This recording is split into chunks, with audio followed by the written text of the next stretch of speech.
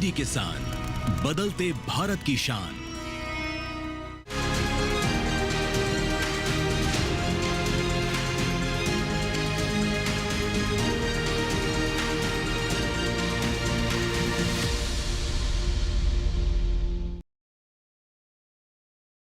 नमस्कार, आप देख रहे हैं दूरदर्शन किसान। कार्यक्रम कृषि दर्शन में आप सभी का स्वागत है। मैं हूं मोनालिसा।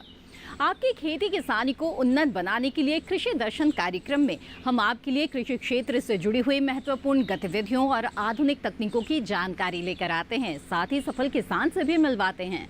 तो आइए इस सिलसिले को जारी रखते हैं और शुरू करते हैं आज का ये कार्यक्रम।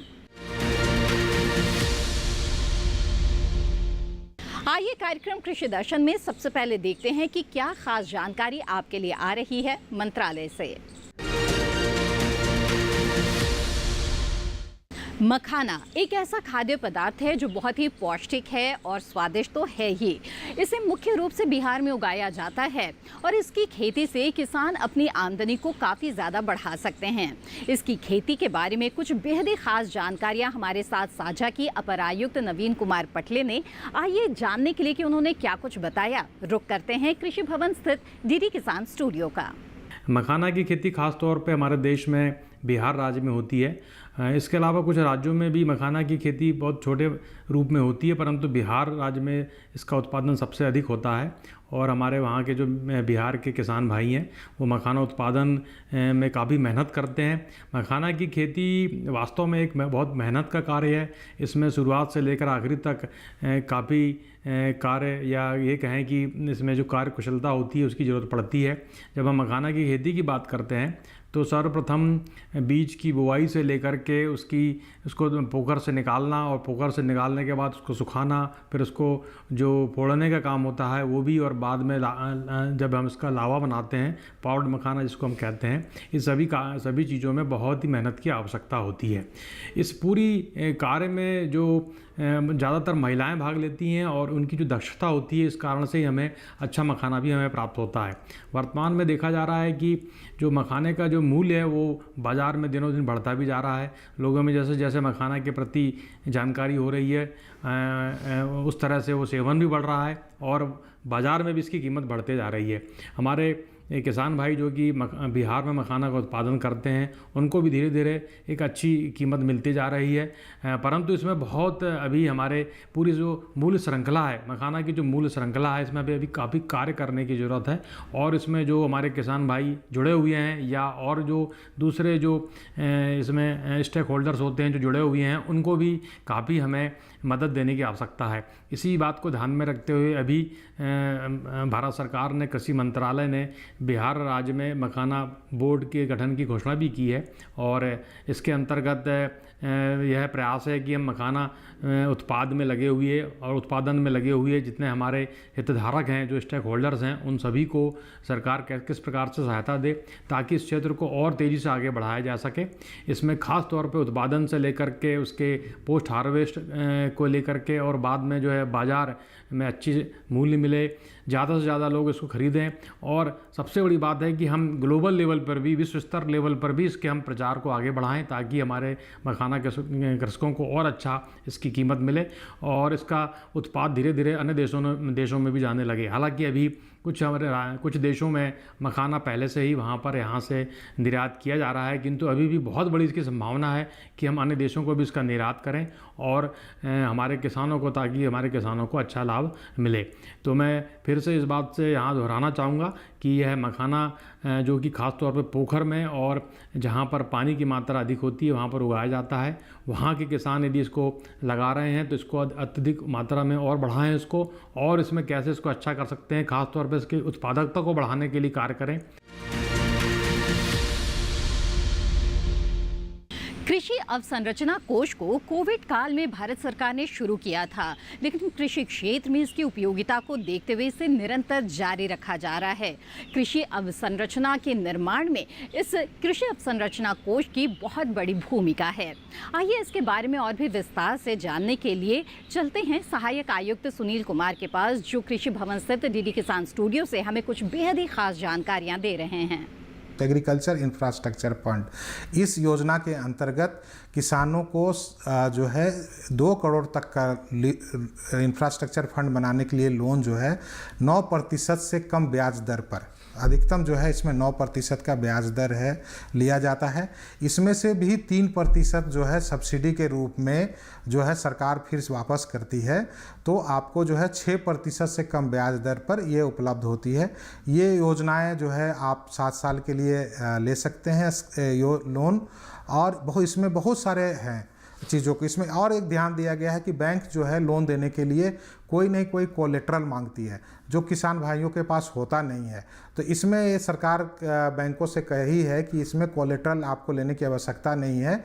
इसको CGTMSE फी जो होती है, जो जिसके लिए सरकार गारंटी फंड बनाई है, उसके तहत जो भी खर्चा आएगी, जो भी राशि देनी होगी, वो सरकार वहन करती है। तो इससे आपका किसान भाइयों को जो है कोलेटरल फ्री 2 करोड़ रुपये तक का मिलता है। अब किसान भाई को ये रहता है कि इसमें लेना क्या है, क्या क्या फ़ायदा होता है। देखिए, सबसे पहले होती है कि आप उन्नत कृषि उत्पादन करते हैं, उसमें तो आपको पैसे की आवश्यकता होती है। किसान भाइयों को तुरंत पैसे की आवश्यकता नहीं होती, इसलिए बैंक के माध्यम से लोन दिया जाता है।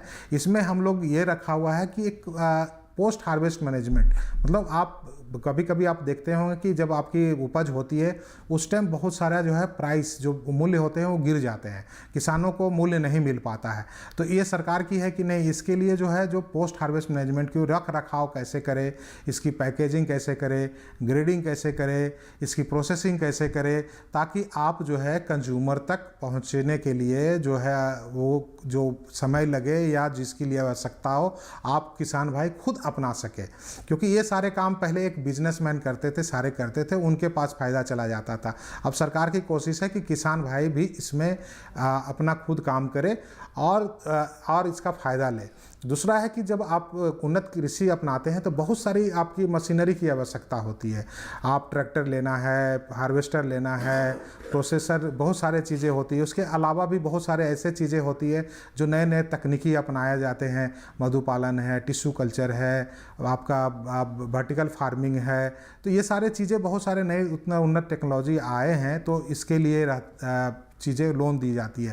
तो सबसे पहले मैं किसान भाइयों को बताना चाहता हूं कि भाई बहुत सारा रहता है क्वेरी कि हम क्या क्या ले सकते हैं। तो हमने आपको एक जो है आपको थोड़ा ब्रॉड लाइन में बताए हैं, लेकिन और बहुत सारे इसमें आइटम हैं। तो ये आप देखिए कि जो भी चीज़ें हैं, फसल उत्पादन के बाद जो भी आप इसको पैकेजिंग करना चाहते हैं या प्रोसेसिंग करना, तो पोस्ट हार्वेस्ट मैनेजमेंट में आता है। तो इसमें क्या है कि आप कोई भी चीज़ें मार्केट से लिंक करने के लिए, कंज्यूमर से लिंक करने के लिए कोई भी IT इनिशिएटिव लेते हैं, IT प्लेटफॉर्म बनाते हैं, तो उसके लिए भी ऋण मिलता है।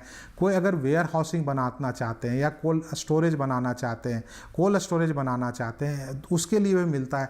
कुछ ऐसे होते हैं जिसको पैकेजिंग करते हैं, जैसे सेब का उत्पादन है, अमरूद का उत्पादन है, अदर चीज़ें हैं कि आप देखिए मंडी से जो है आप 500 किलोमीटर 600 किलोमीटर दूर आप उसको जाके बेचना चाहते हैं ताकि आपको अच्छा से अच्छा प्राइस मिले, तो उसके लिए अच्छी पैकेजिंग होनी चाहिए। तो पैकेजिंग के लिए भी देते हैं। फिर सॉर्टिंग है, ग्रेडिंग है कि जिसमें आपको अच्छा से अच्छा मूल्य मिले, उसके लिए सारे चीज़ें, बहुत सारे ऐसे चीज़ें होते हैं जिसके लिए रेफ्रिजरेटेड वाहन की ज़रूरत होती है। कीवी का फसल है, चाहे अदर फसल है जो तुरंत ख़राब होती है और आपको जाके 2 दिन या 3 दिन के बाद मार्केट में बेचना है, तो ऐसे रास्ते में ख़राब ना हो, इसके लिए भी ये सारे लोन उपलब्ध कराए जाते हैं। तो ये सारे चीज़ें हैं, इसके द्वारा आप भी अपने इनकम को बढ़ाएं। और भारत सरकार को जो ये कोशिश है कि जो पोस्ट हार्वेस्ट लॉसेज, जो उपज के बाद जो बहुत सारे मार्केट में जाने से पहले फसल ख़राब हो जाती है या फिर उचित मूल्य नहीं मिल पाता या कंज्यूमर तक जाने में उसकी क्वालिटी ख़राब हो जाती है, तो ये सारे चीज़ों में हमें भारत सरकार को सहयोग दीजिए, मदद कीजिए और एक जो है उन्नत किसान और भारत को एक विकसित और उन्नत कृषि अपनाने में सहयोग दे। समय की मांग और अधिक मुनाफे की संभावना को देखते हुए किसानों का रुझान इन दिनों बागवानी की ओर बढ़ता ही जा रहा है। लेकिन बागवानी में अच्छे उत्पादन के लिए ज़रूरी है उचित देखभाल करना और अच्छी तरह से प्रबंधन करना। इस बारे में कृषि एवं किसान कल्याण मंत्रालय के पूर्व उपायुक्त डॉक्टर राम संधी ने किसानों को कुछ बेहद ही महत्वपूर्ण टिप्स दिए हैं। उन्होंने क्या कुछ बताया, ये जानने के लिए आइए फिर से चलते हैं कृषि भवन स्थित DD किसान स्टूडियो।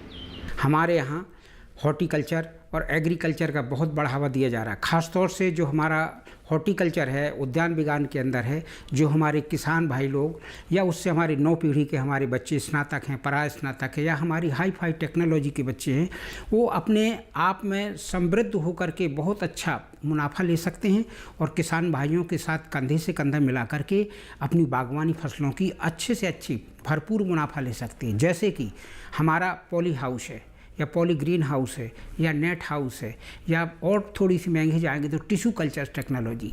अगर इन चीज़ों को हमारे किसान थोड़ा सा भी हल्का सा ध्यान दे लेते हैं तो अपनी भूमि के अनुसार selection of the ground of the soil जो है उसको देखते हुए, खाली हाई पीएच ना हो, खारा पानी ना हो, जिसमें उत्पादन की क्षमता जो हमारी सब्जी हैं, सीजनल वेजिटेबल्स हैं, जैसे खरीफ रबी जायद की जो फसलें, अभी इस समय हमारे जायद की फसलें लगभग हो गई, अब हमारी रबी की फसलें आ रही। रबी की फसलों में ज़्यादातर हमारा जो महंगाई का सबसे बड़ा कारण बन रहा है वो टमाटर है। अगर टमाटर की हम पौध को तैयार करके फसलों के अंदर डालते हैं, जो हाइब्रिड टमाटो, अंगूर लता भी है, बट जो हाइब्रिड टमाटो के अंदर एक ही प्लांट के अंदर हम रेगुलर बेस में अगर 1 एकड़ में लेते हैं तो मेरे हिसाब से उसमें 300 से 400 कुंटल्स पर हेक्टेयर का उत्पादन है। और देसी जो टमाटर है, देसी टमाटर में थोड़ी उत्पादन कम होता है।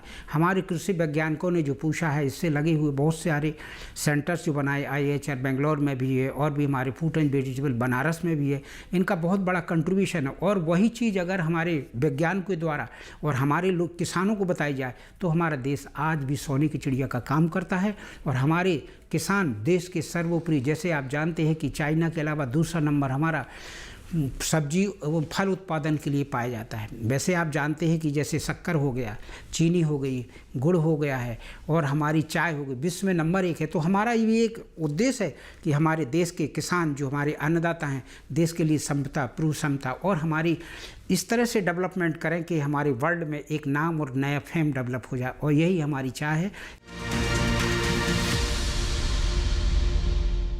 आइए कार्यक्रम कृषि दर्शन में बढ़ते हैं आगे और देखते हैं सेगमेंट विज्ञान और किसान।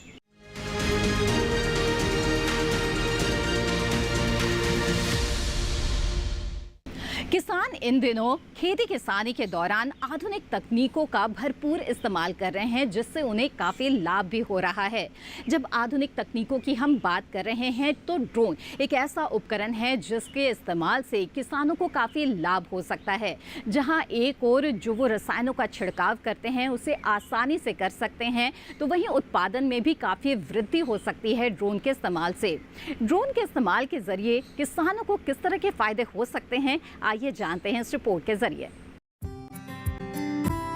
वैज्ञानिकों के गहन अध्ययन और कड़ी मेहनत का परिणाम है ड्रोन तकनीक। हाल के समय में कृषि में ड्रोन टेक्नोलॉजी काफी उपयोगी साबित हो रही है। खेती में ड्रोन का काम सिर्फ छिड़काव तक ही सीमित नहीं है, बल्कि ये आर्टिफिशियल इंटेलिजेंस का भी हिस्सा है। ड्रोन में लगे सेंसर फसल की निगरानी बहुत आसानी से कर लेते हैं।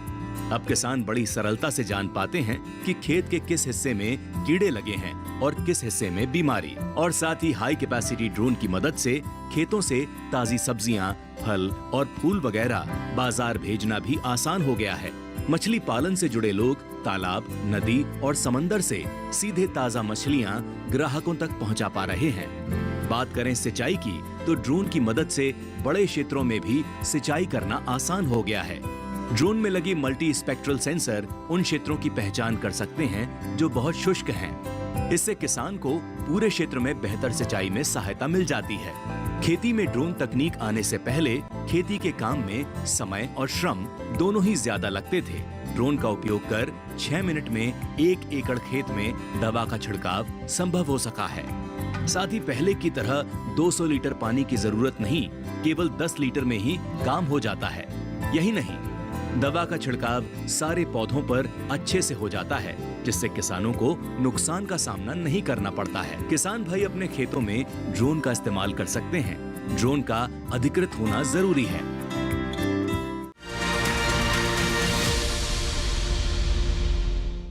कार्यक्रम कृषि दर्शन में फिलहाल वक्त हो चला है एक छोटे से ब्रेक का। ब्रेक के बाद मिलवाएंगे आपको एक सफल किसान से अगले सेगमेंट कृषि स्टार्टअप में। आप बने रहें दूरदर्शन किसान पर।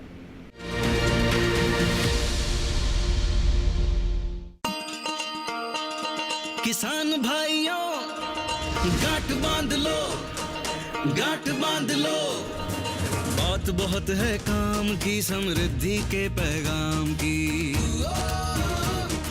मिट्टी के मिजाज को समझो, मिट्टी के हर राज को समझो, मिट्टी की तुम जांच कराओ, मुफ्त सॉइल हेल्थ कार्ड ले जाओ। कभी मुनासिब बीज लगाओ, सही किस्म की खाद ले आओ, जितनी जरूरी उतनी डालो, सही मात्रा खुद पहचानो, इसको अपना मंत्र बना लो, मिट्टी की सेहत को जानो।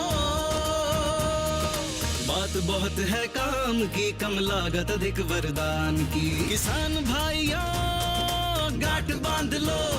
आज ही मिट्टी की जांच कराएं, राज्य सरकार के कृषि अधिकारी से संपर्क करें और मुफ्त में सॉइल हेल्थ कार्ड पाएं। कृषि और किसान कल्याण मंत्रालय द्वारा किसान हित में जारी। ब्रेक के बाद आप सभी का फिर से स्वागत है। आप देख रहे हैं कार्यक्रम कृषि दर्शन। आइए कार्यक्रम में आगे बढ़ते हैं और देखते हैं हमारा अगला सेगमेंट कृषि स्टार्टअप।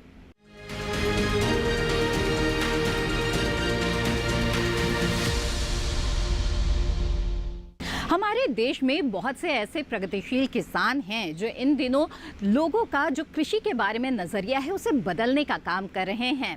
उन्होंने अपनी मेहनत और लगन के बल पर ऐसी सफलता हासिल की है कि दूसरों के लिए भी अब वो प्रेरणा स्रोत बनते जा रहे हैं। तो आइए मिलते हैं एक ऐसे ही सफल किसान से और देखते हैं इनकी कामयाबी की दास्तान।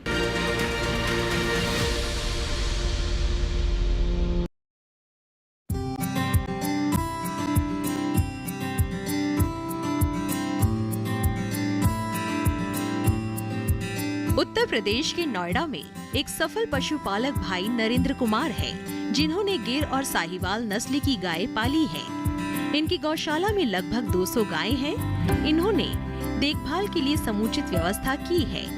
खानपान से लेकर दूध निकालने हेतु हाईटेक व्यवस्था कर रखी है। इसके बारे में नरेंद्र कुमार ने कहा, हमारे पास करीब 450 के आसपास गौ माता है, जिसमें ज़्यादातर हमारे पास गिर गौवंश है। इसके अलावा हमारे पास साहिवाल है और थार पारकर है। मुख्य रूप से हम लोग गाय की जो ब्रीडिंग है उस पर काम करते हैं और ब्रीडिंग डेवलपमेंट और बुल हमारे पास तैयार होता है। और हम लोग हर एक गाय का जो डीएनए रिकॉर्ड्स है वो मेंटेन करते हैं। और जितनी भी गाय आप देख रहे होंगे हमारे यहाँ जो गाय आई हैं सारी गाय गुजरात से आई हुई हैं और कुछ गाय हमारे खुद के फार्म में भी तैयार हुई हैं। ये जो आप बच्चे देख रहे होंगे या जो गाय देख रहे होंगे इनका बहुत ध्यान रखा जाता है हमारे यहाँ। सुबह 3 बजे से हम लोग काम करना शुरू करते हैं। हमारे यहाँ बहुत डेडिकेटेड स्टाफ है, पूरे हाईटेक तरीके से हम लोग काम करते हैं। हर चीज़ का शेड्यूल बना हुआ है। मॉर्निंग में 3:30 हमारी मिल्किंग होती है और 5 बजे के आसपास हमारा जो है मिल्क डिलीवर होना शुरू होता है। और हम लोग जो मिल्क की डिलीवरी है ये हमारा एक ऐप है स्वदेशी VIP, उससे करते हैं कस्टमर्स को। और मॉर्निंग और इवनिंग हमारी डिलीवरी होता है। घी का डिलीवरी पूरे इंडिया में होता है। घी जो हम लोग बनाते हैं वो कंप्लीट बिलोना पद्धति से बनता है हमारा, और उसका डिलीवरी पूरे इंडिया में हम लोग स्वदेशी VIP ऐप से करते हैं। गाय का जो हेल्थ है उस पर काफ़ी ध्यान रखा जाता है और एक डेडिकेटेड हमारे यहाँ एक मेडिकल प्रैक्टिशनर फुल टाइम में ही रहते हैं। गाय का हेल्थ चेक करना और बाकी सारी चीज़ें हम लोग रेगुलर उस पर करते हैं। मुख्य रूप से एक सामान्य गौशाला जो चलती है वैसे चल रहे हैं हम लोग। इसके अलावा जो हम लोग काम कर रहे हैं वो एक ऐसा लक्ष्य है कि हम लोग जितने भी भारत में देसी गौवंश है, गौशाला है, उनको एग्रीगेट करना, उनको एक प्लेटफॉर्म पे लाना, जिस प्लेटफॉर्म का नाम है स्वदेशी VIP। वहाँ पर ला कर के फार्म को कैसे मैनेज करें, कितने गाय से शुरू करना चाहिए, ये सब हम लोग एक पूरा सॉफ्टवेयर हम लोगों ने बनाया हुआ है। एक सॉफ्टवेयर की टीम हमारे यहाँ काम करती है और एक एक स्टेप्स हमारे यहाँ मोबाइल ऐप पे रिकॉर्ड होता है। गाय की एक्टिविटी से लेके फीडिंग से लेके मिल्किंग, हर एक चीज़ हमारे यहाँ एक्टिव होती है। अलग अलग सेट्स हम लोगों ने बना रखा है। ये जो सेट है वो ड्राई जो गाय दूध नहीं दे रही है, जो प्रेग्नेंट है उनके लिए है। दूसरा सेट हमारे पास प्रेग्नेंट गाय के लिए है। तो ऐसे सेट की मैपिंग हम लोगों ने कर रखी है। तो हम लोग आज नोएडा में एवरेज 133 रुपये के आसपास दूध बेचने में कामयाब है। और जो हमारी प्योर ब्रीड है वो 200 रुपये तक का चलता है। और इस दाम सुनने में आपको बहुत अजूबा लगता होगा, बहुत महंगा है, लेकिन 200 रुपये बेच के भी हम लोग नुकसान करते हैं, क्योंकि गिर गाय का जो दूध उत्पादन है वो बहुत कम है। दूध की क्वालिटी बहुत अच्छी है। और जैसा कि आप जानते होंगे कि जो जर्सी गाय है या जो क्रॉस ब्रीड गाय है उससे आप इन गौवंश को कंपेयर ना करें। और उनका दूध जो है वो A1 प्रोटीन होता है। हमारी जो गाय है इसका A2 प्रोटीन है। A1 प्रोटीन जो है आपको हमेशा डायबिटीज़ और कैंसर और बाकी कई सारी डिजीज़ के लिए उसको इनकरेज करता है। A2 प्रोटीन आपको फिट रखता है और एंटी कैंसर, एंटी डायबिटीज़ और बहुत सारे ऐसे डिजीज़ हैं, बहुत सारे ऐसे विटामिन्स हैं इनके अंदर, इस गाय के अंदर पाया जाता है। गाय का गौमूत्र पे भी हम लोग काम कर रहे हैं, गाय के गोबर पे काम करते हैं, हमारा ऑर्गेनिक फार्मिंग भी हम लोग करते हैं। कोशिश संभव ये है कि जो एक इंटीग्रेटेड फार्मिंग है उस पर काम किया जाए, ताकि ज़्यादातर जिस तरीके से हमारे देश में बेरोज़गारी है, लोग इसको डेयरी को एक उद्योग के रूप में देखें। और दूसरा लक्ष्य हम लोगों का है कि हम गाय को बचाने में सक्षम हो।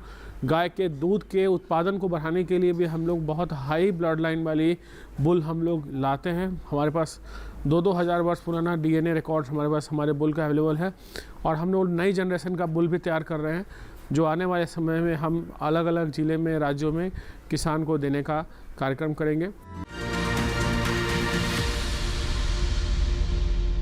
कृषि दर्शन कार्यक्रम में वक्त तो चला है एक और छोटे से ब्रेक का। जल्द हाजिर होंगे लेकर कुछ और महत्वपूर्ण जानकारियां। आप बने रहें दूरदर्शन किसान पर।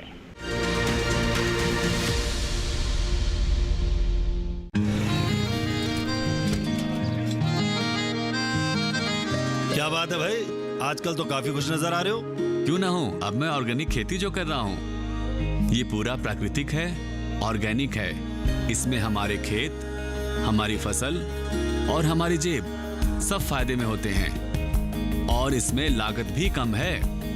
जी हाँ, आप भी ऑर्गेनिक खाद का प्रयोग करें, अपनी फसल और मिट्टी को तंदुरुस्त बनाएं और आपकी आमदनी में इजाफा करें। अधिक जानकारी के लिए किसान call centre toll free number 1800-180-1551 पर कॉल करें और लॉग ऑन करें kisan.gov.in और farmer.gov.in। कृषि और किसान कल्याण मंत्रालय द्वारा किसान हित में जारी।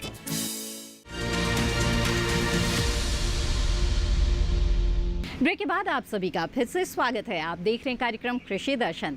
आइए कार्यक्रम में आगे बढ़ते हैं और देखते हैं हमारा अगला सेगमेंट, जिसका नाम है फार्मिंग इंडिया।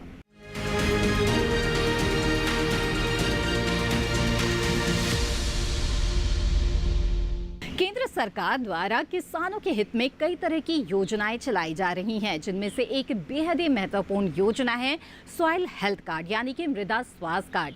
इसका इस्तेमाल करते हुए किसान अपने खेत की जो भूमि है, मिट्टी है, इसकी उर्वरता को बरकरार रख सकते हैं। इस कार्ड के जरिए जो संस्तुतियां दी जाती हैं वैज्ञानिकों के द्वारा, उसके आधार पर अगर जो खाद और रसायनों का इस्तेमाल है वो किसान करे तो खेत की मिट्टी भी उर्वर बनेगी और सालों साल इससे अच्छा उत्पादन किसान प्राप्त कर पाएंगे। तो आइए विस्तार से जानते हैं मृदा स्वास्थ्य कार्ड के बारे में।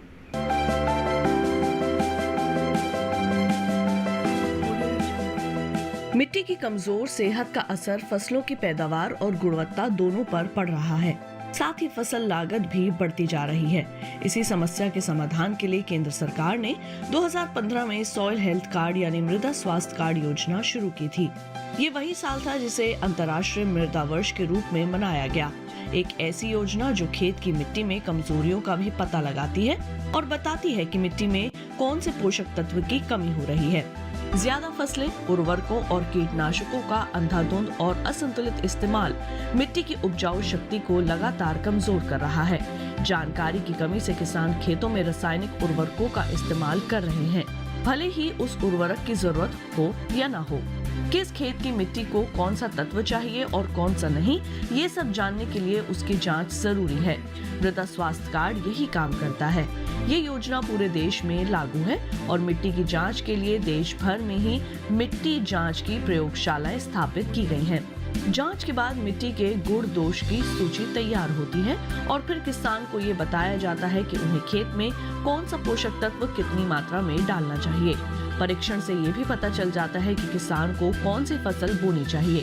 अगर किसान कोई और फसल बोना चाहे तो अधिकारी फिर उस फसल के हिसाब से पोषण का सुझाव देंगे। ये योजना सभी 14 करोड़ किसानों के लिए बिल्कुल मुफ्त है।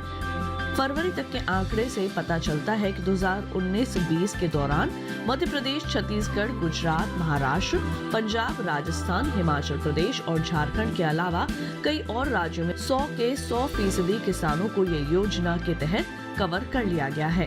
केरल में 90 से 95%, जबकि उत्तर प्रदेश और हरियाणा में 85 से 90% किसान इस योजना का हिस्सा हैं। अध्ययनों से पता चला है कि इस कार्ड की सलाह पर की गई खेत से लागत में 8 से 10% की बचत हुई है। इस कार्ड का एक पोर्टल बना हुआ है, किसान वहां से भी अपना कार्ड प्रिंट करवा सकते हैं। इस पोर्टल पर 21 भाषाओं में खेती के बारे में बहुत सी जानकारियां उपलब्ध हैं। किसानों के लाभ के लिए प्रशिक्षण, प्रदर्शनी और किसान मेलों का भी आयोजन किया जाता है।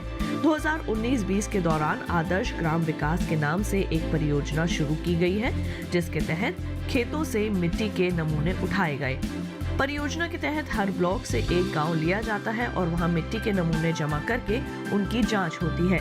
इस तरह हर गांव में 1 हेक्टेयर रकबे की जमीन से नमूने लिए जाते हैं।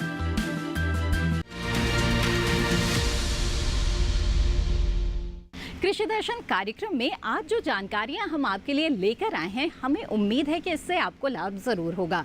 इस कार्यक्रम के बारे में आप अपने विचार हमारे साथ साझा कर सकते हैं। आप हमें पत्र लिख सकते हैं। हमारा पता है कृषि दर्शन, कमरा number 59A, CPC Doordarshan, Khelgaon, नई दिल्ली 110049। आप चाहें तो हमें ईमेल भी भेज सकते हैं। ईमेल आईडी है krishidarshandddk@gmail.com।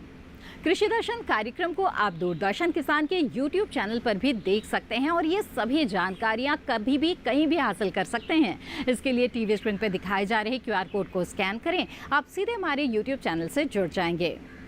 इसी के साथ कृषि दर्शन की आज की कड़ी में बस इतना ही। फिर हाजिर होंगे लेकर कुछ ऐसी ही महत्वपूर्ण जानकारियां। तब तक के लिए दीजिए इजाजत। आप बने रहें दूरदर्शन किसान पर। नमस्कार।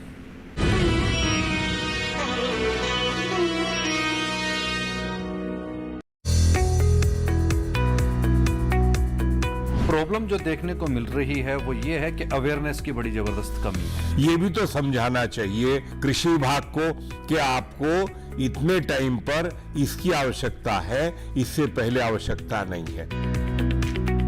मौके पे बासमती के बारे में बात करना चाहूंगा। जब कुछ मॉलिक्यूल्स पंजाब में इन्होंने यूज किए थे और बैन करने की बात की थी, स्पाइसेस इंडस्ट्री के सैंपल्स फेल हुए, प्राइसेस एकदम से नीचे, पेस्टिसाइड इसके पीछे एक वजह है। प्रधानमंत्री जी ने ड्रोन से स्प्रे करने की योजना की शुरुआत करवाई है कि हर किसान को संतुलित प्रयोग कैसे किया जाए।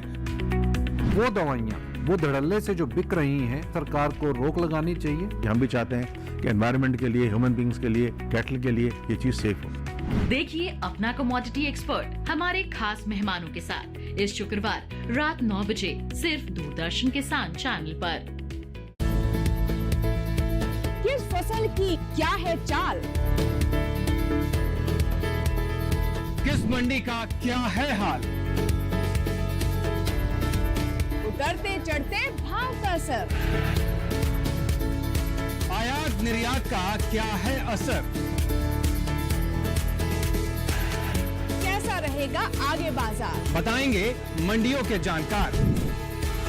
देखिए मंडी खबर सोमवार से शनिवार शाम 5 बजे सिर्फ दूरदर्शन किसान चैनल पर।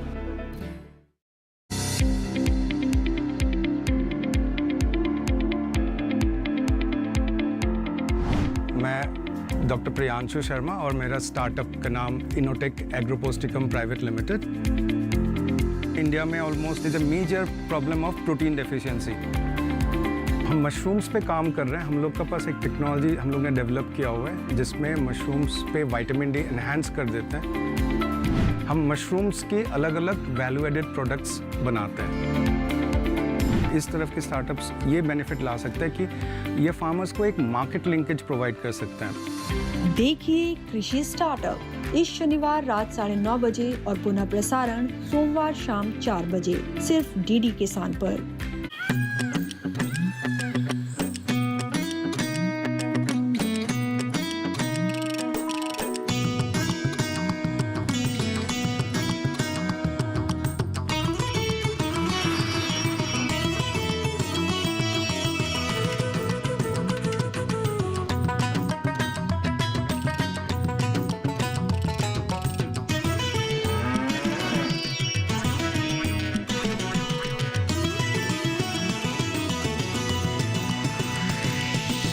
डीडी किसान, बदलते भारत की शान।